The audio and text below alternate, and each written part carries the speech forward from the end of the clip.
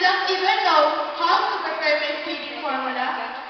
And as intelligence is lower than mine. While you go out to your dinner, gambling sessions, parties and dances, and I have no one to turn to.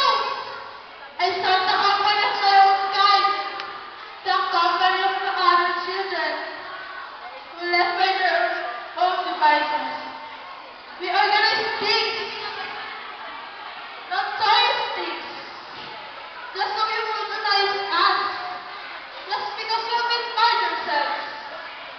Perhaps I'm the most misunderstood, the most notorious member in society we're in. But the circumstances did not make me thinking.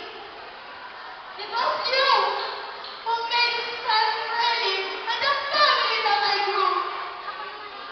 Once upon a time, I was a tiny bitty kid and itty bitty bouncy girl whom you found to a loving girl.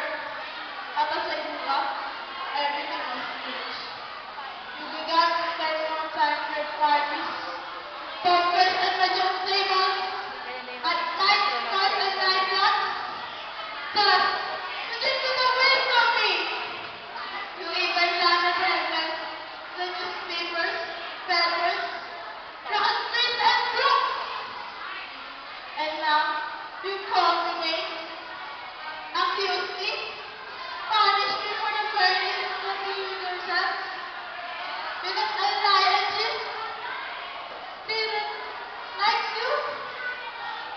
You say that I'm a good for nothing teenage problem child, a juvenile delinquent, a beggar.